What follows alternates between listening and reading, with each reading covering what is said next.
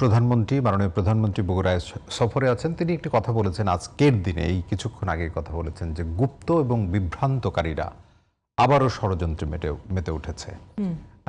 খুব গুরুত্বপূর্ণ, যেহেতু রাষ্ট্র নিয়ে ষড়যন্ত্র তো আমরা আসলে কাম্য নয় খুব।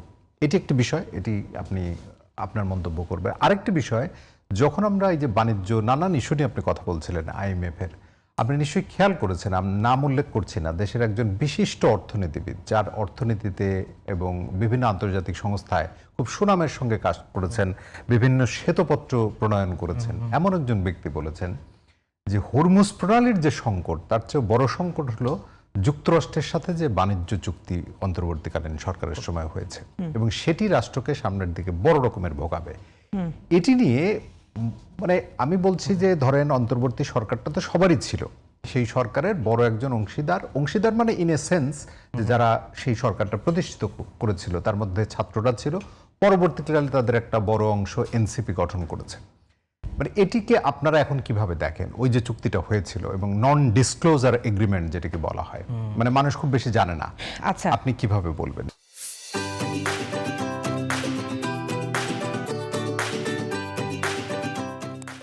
গুপ্ত সুপ্তর কথা যে প্রধানমন্ত্রী বলেছেন, উনি তো একটা যথার্থ কথা বলেছেন, কারণ উনি নিজেই গুপ্ত সুপ্তর আবাসন তৈরি করে দিচ্ছেন। কিভাবে? আমি দুইটা উদাহরণ দিলে, এখন আমি জানি না আমি এখান থেকে বেরোলে আমার উপর মব হবে কিনা।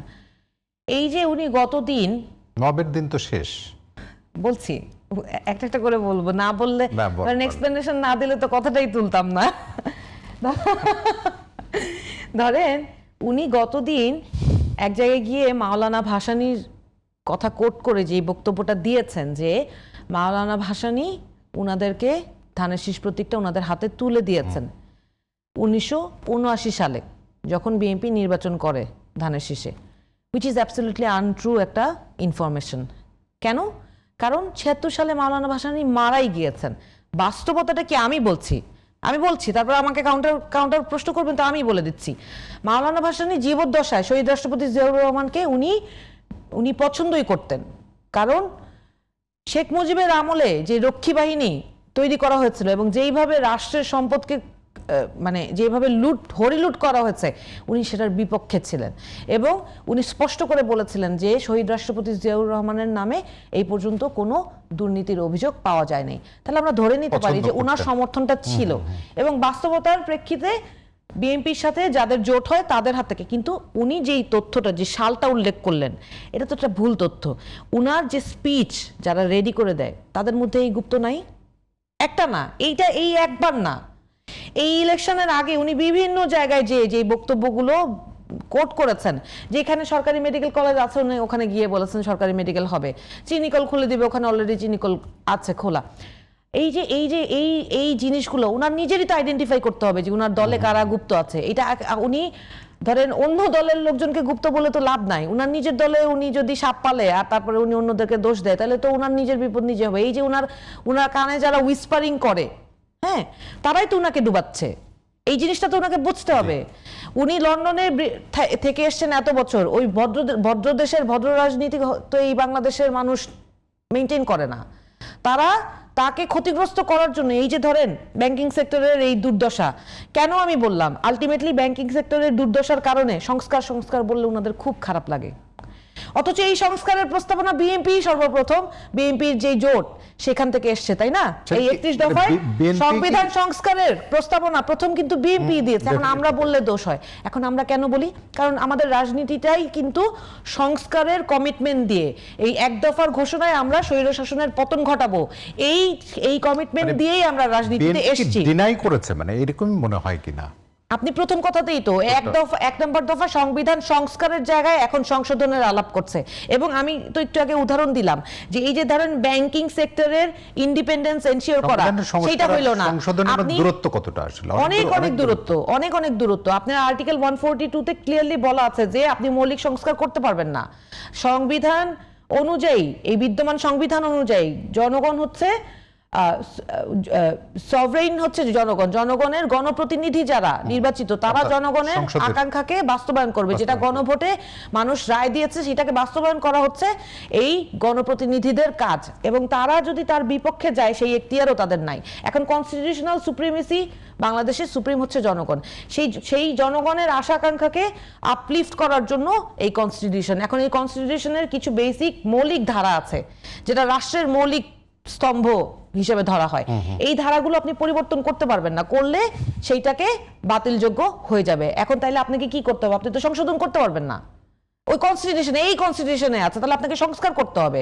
সেই জায়গাটাতে সংশোধন তো হয়েছে, এই সংশোধনীগুলো এই যে এই পর্যন্ত যতগুলো সংশোধন মৌলিক সংস্কার হয়েছে, মৌলিক সংবিধানের মৌলিক ধারার উপরে আপনি যদি মৌলিক আর্টিকেলগুলোর উপর যদি আপনি হাত দেন, এটা যে কেউ এসে বাতিল করে দিবে। এবং এই যে এখন একটা কোটা যদি আপনি করেন, এই জিনিসগুলো পরিবর্তন করার একটাই উপায়, সেটা হচ্ছে জনগণের অভিপ্রায় এবং জনগণের ম্যান্ডেট, যেটা গণভোটের মাধ্যমে সামনে এসেছে। যেই কথাগুলো আপনাকে বলছিলাম যে ওই যে মব কালচার নিয়ে আপনি বলছিলেন যে মব কালচার তো শেষ, স্বরাষ্ট্রমন্ত্রী যে এরকম সুন্দর কমিটমেন্ট দিয়েছে না যে মব কালচার শেষ হয়ে যাবে, কোথায় শেষ হইলো?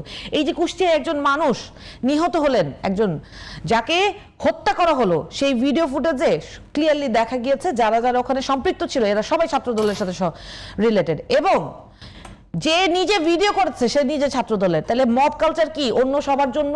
ধরেন আমরা প্রতিহত করতে গেলে সেটাকে আপনারা বলেন মব, অন্য দলের নাম আছে, তাদেরকে কেউ যখন কারা এরা, আমি পত্রিকার রিপোর্টে এসেছে ছাত্র দলের সাথে সম্পৃক্ত, যে বিক্ষোভ হয়েছে যে অমুকের নাম কেন দেওয়া হয়েছে, এরকম হয়েছে। হ্যাঁ, কার নাম দেওয়া হলো?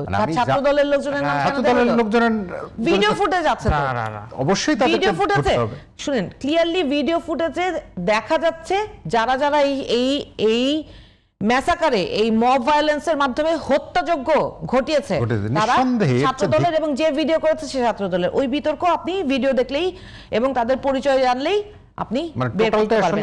তাহলে আমার প্রশ্ন হচ্ছে, ইয়েতেই সংগঠিত হয়েছে। আমার প্রশ্ন হচ্ছে, অন্য রাজনৈতিক দলের যদি বলছি, আমি বলছি অবস্থান কি? মব ভায়োলেন্স আইন নিজের হাতে তুলে নেয়া, এইটা কোন রাজনৈতিক দল, এটা যদি আমিও হই আপনি আমাকে এখান থেকে অ্যারেস্ট করে নিয়ে যাবেন, আমি এখানে বসে বলছি।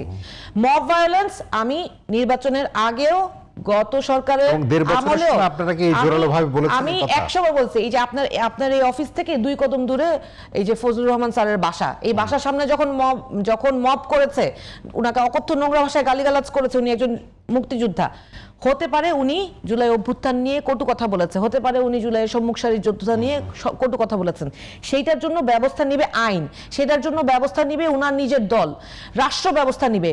তুমি আমি কেন রাস্তা দ্বারা ওনাকে অপদস্থ করব? মব শব্দটি যে অস্বীকার করার একটা প্রবণতা করেছিলেন ওই সময়, আমি মব শব্দটাই, কিন্তু আমাদের দলীয় অবস্থান স্পষ্ট ছিল যে আমরা মব কালচারকে কোনো অবস্থাতেই আমরা প্রমোট করব না। এবং যখন তৌহিদি জনতার, আপনাকে করি, আমার খুব আপনি এই জিনিসটা দেখেন, ওই যে অন্তর্বর্তী সরকারের সময় আপনি অস্বীকার করবেন না, ওই সময় আমি স্বীকার করব, অন্য হলে আমার স্বীকার করতে হবে।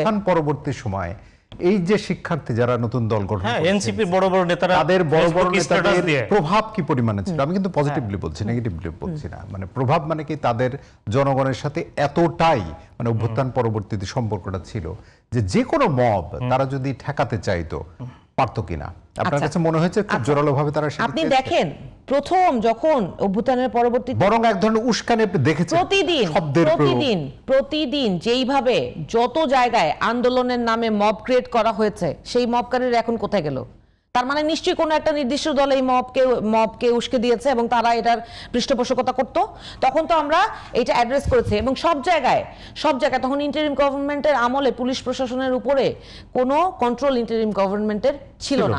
এবং আমরা যে পুলিশ সংস্কারের কথা বলেছি, গতদিনও হাসনাত আব্দুল্লাহ একটা জায়গায় বলেছে যে এই যে পুলিশ বাহিনীকে মানুষের শত্রুতে পরিণত করা হয়েছে, অথচ তাদের কিন্তু সেই এখতিয়ার নাই যে মানুষের বিরুদ্ধে তারা যে দাঁড়াতে হলো, সেইটা তাদের উপর যে নির্দেশনা, সেইটার কারণে তো তারা মানুষের বিরুদ্ধে দাঁড়িয়েছে। কিন্তু এই পুলিশ সংস্কারের মাধ্যমে যে পুলিশকে প্রোটেকশন দেওয়ার ব্যবস্থা, সেই ব্যবস্থা কিন্তু করা হয় নাই, না ইন্টারিম গভর্নমেন্ট করেছে, না এই গভর্নমেন্ট করার ব্যাপারে কোনো প্রত্যাশা দেখাচ্ছে।